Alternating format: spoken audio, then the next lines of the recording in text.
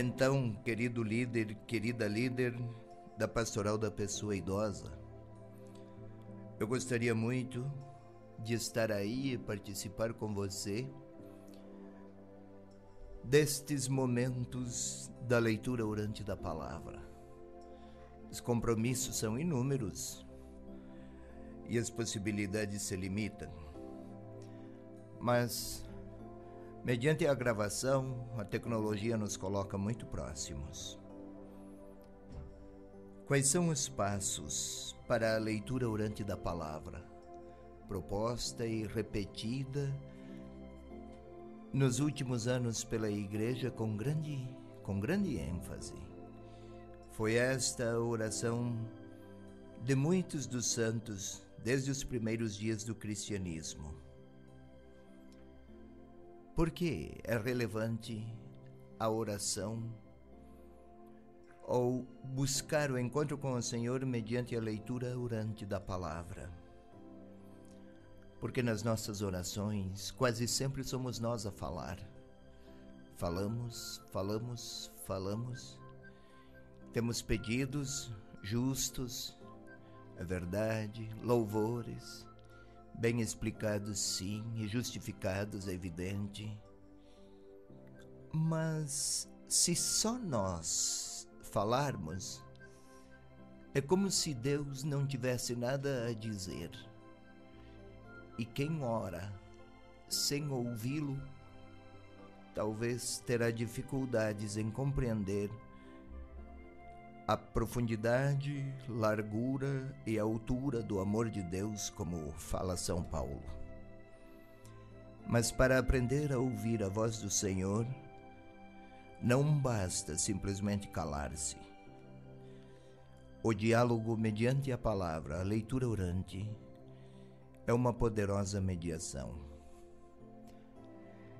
Claro, é preciso metodologia e disciplinamento.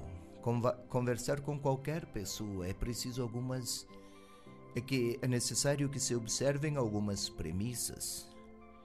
Muito mais quando a conversa é com Deus e quando queremos ouvi-lo.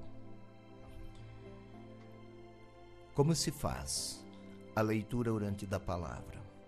Você pode ver, está a ser projetado uma série de passos. Eis o primeiro: pacificação interior. Tomar consciência da própria corporeidade. Sem esta pacificação, quando paramos para orar, afloram a recordação, a dívida, a conta para pagar, a palavra dura que uma pessoa nos pronunciou, a mágoa que temos de alguém, o cansaço que nos domina, a frustração por não termos conseguido certas metas, enfim, é só parar que nossa mente será ocupada por centenas de recordações. Não é possível a concentração. Quase sempre se diz, quero rezar, mas não consigo me concentrar. A pacificação interior ainda não é a oração, mas é condição para que se possa orar. Trata-se aqui de algumas técnicas de relaxamento para poder não apenas silenciar a boca, ela não fala, mas para acalmar e silenciar a inteireza da própria pessoa. No momento seguinte, faremos aqui alguns exercícios, o modo como eu faço. Há muitos métodos. Eu começo por sentir os cabelos, eu tenho que me concentrar para isso. Os olhos, a nuca, o pescoço, parte por parte, vou descendo até chegar aos pés. Ocupam 5 a 7 minutos. Mas então estou pronto para me concentrar. E surgem possibilidades muito interessantes. Ainda para a oração, perdoar ou pedir perdão. Para orar é preciso, sim, estar num estado espiritual de paz. Pode ser que minha consciência me inquiete. Eu pronunciei alguma frase que feriu. É possível que eu tenha tido algum gesto que desaprovo e que me deixa decepcionado comigo mesmo. É a hora de pedir perdão. Não preciso me corroer, me ferir ou me condenar. Deus não me condena, então nem eu vou fazer isso. Mas pedir perdão, sim. Os arrependidos sempre são mais suscetíveis, mais abertos à graça. Ou então preciso perdoar. Aquela palavra que me disseram, aquele gesto indelicado, aquela frieza de alguém em relação a mim, aquela crítica, talvez faltaram de caridade. Seja como for, estou triste, ou golpeado, ou ferido. Orar nesta situação não é fácil. Então eu me exercito para dizer a Deus que eu estou perdoando aquela pessoa, ou aquelas. Se o fato que me fere ou o mal que me fizeram foi muito grave, que só ao recordar já sinto uma dor muito grande, se eu não consigo perdoar, pode acontecer. Neste caso, eu vou pedir que venha o Senhor a perdoar em mim. Eu não consigo, Ele consegue. Então que venha Ele perdoar quem eu não consigo. E esqueço, não toco mais neste assunto. Deixe que o Senhor tem seus tempos e seus critérios para perdoar. Depois deste segundo passo, o do perdão, este ocupa 1 minuto e meio a 2, não é preciso longas orações, ou muitas palavras, melhor. Não é preciso. Então vem o terceiro passo, invocação ao Espírito Santo. Por quê? Para que a minha oração com a Bíblia, com a Palavra de Deus, não seja apenas interpretação de um texto religioso de caráter literário. Não isso. Eu quero rezar com a Palavra de Deus. Era assim que orava Maria. Invocar o Espírito Santo, foi ele quem inspirou o escritor, o autor bíblico. Ele vai inspirar o leitor. Quem escreveu o fez com fé. Quem vai agora ler para orar, vai fazê-lo com fé. É o Espírito Santo que sustenta a fé de cada um. Então eu o invoco, para que ele venha iluminar a minha mente, os meus afetos, a minha vontade, a minha inteligência. Tudo isso para compreender bem a palavra, por ele inspirada. Também aqui não é preciso muito tempo. 1 minuto e meio a 2 minutos. Em seguida temos o quarto passo. Agora sim, eu vou ler a palavra do Senhor, vou ler atentamente, lentamente, o texto escolhido do Evangelho. Para o nosso caso, hoje, é o texto dos discípulos de Emaús, mas pode ser o da multiplicação dos pães, a cura do cego, a cura do paralítico, o discurso da montanha, qualquer texto dos evangelhos. É melhor começar pelos evangelhos sinóticos, isto é, Lucas, ou Marcos, ou Mateus. Mais adiante, quando já estivermos bem treinados na arte da leitura orante, poderemos nos servir também de João, de Paulo. Mas por agora, comecemos com os evangelhos. E o Evangelho de Lucas, os discípulos de Emaús, é o nosso texto de exercitação. Mas agora, por este instante, por esse momento, estou falando do quarto passo. É preciso ler lentamente. Se lermos às pressas, não perceberemos o sentido de certas palavras, o alcance de certos gestos, o segredo de certas atitudes e intuições dos personagens bíblicos. A leitura lenta e cuidadosa favorece a profundidade. A leitura apressada é como abraço apressado. Não comunica nada. E ninguém gosta. Eis o quarto passo. Ler várias vezes. Pelo menos 2 vezes, mas talvez 3. Ninguém faz a leitura orante com pressa. É preciso reservar um bom tempo. 40 minutos, 1 hora até. Mas esta hora passa com grande rapidez, uma vez que é uma espécie de encontro feliz e sereno com a pessoa de Jesus Cristo. Depois do quarto passo, ou melhor, eu estava esquecendo, na leitura atenta, ainda estou no quarto passo. Depois de ler várias vezes, eu preciso concentrar minha atenção em certas frases, em certas palavras ou gestos das pessoas.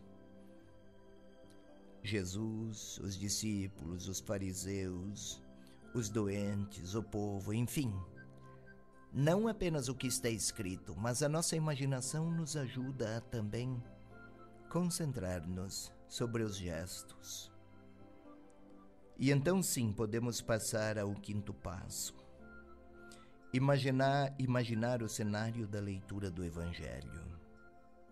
Sim, aqui,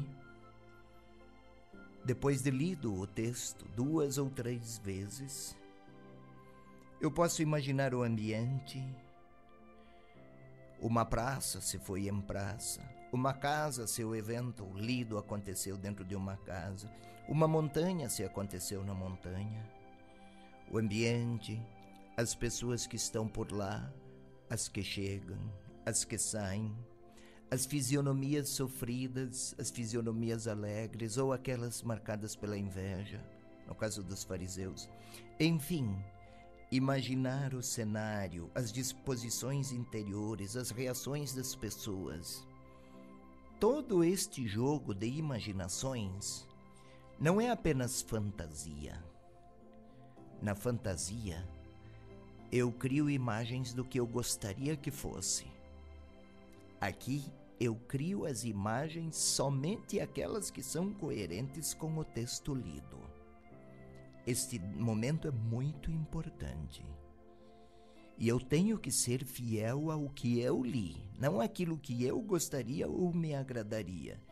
A imaginação, nesse caso, é um poderoso meio para fazer-me participante daquele cenário que o texto relata.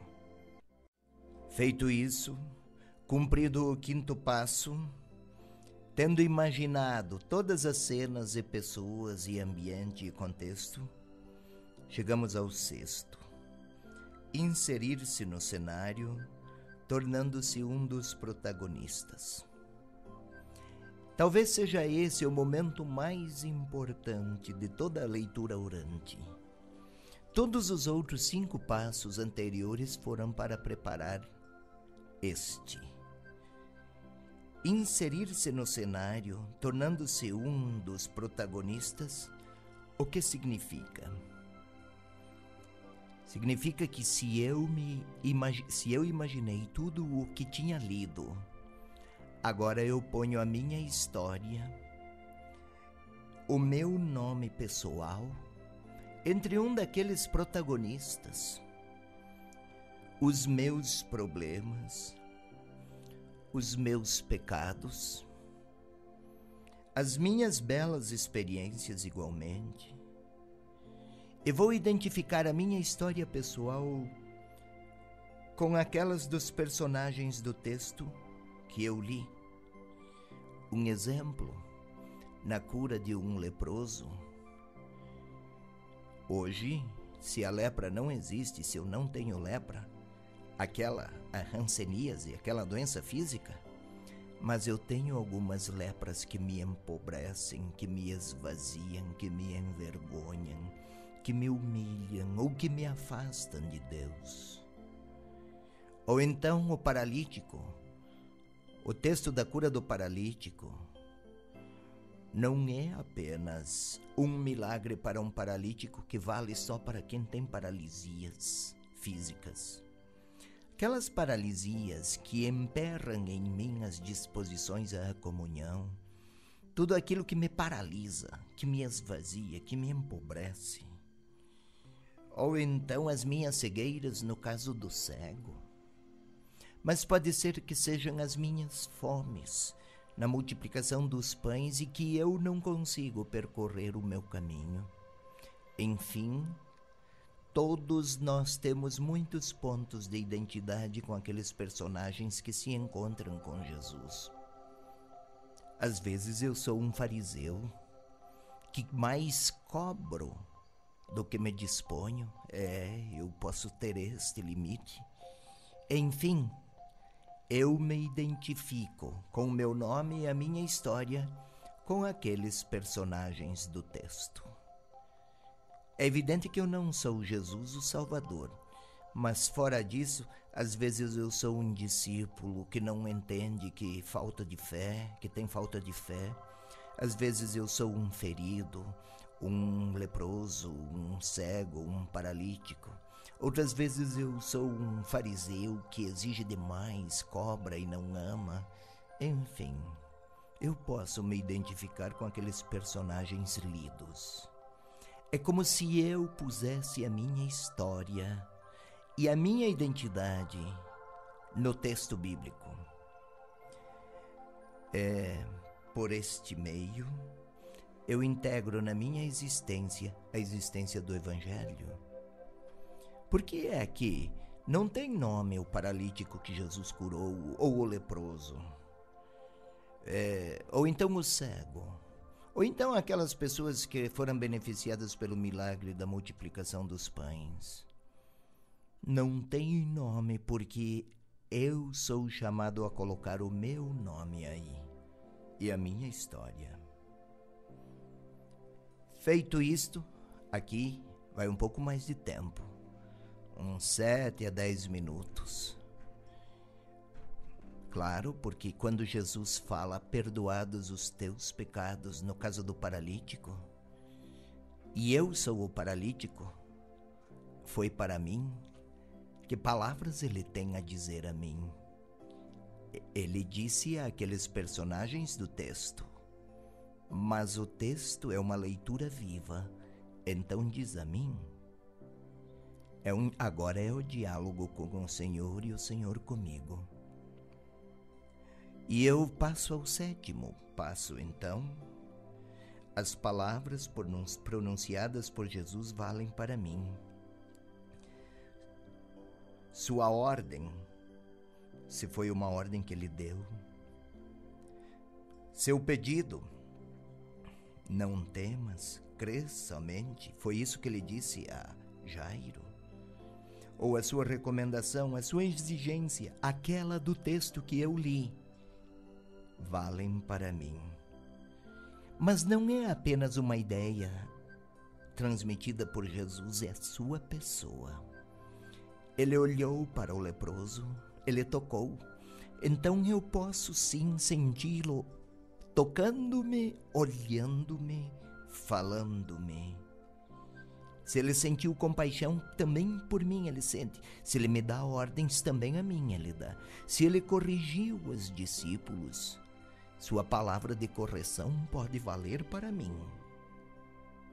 Sim, a minha história e a minha pessoa, nesse 7º passo, se tornam destinatários daquela palavra por ele pronunciada.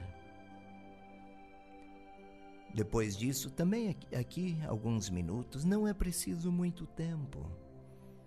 Todos esses passos somados vão longe. Chegamos ao 8º, conclusivo.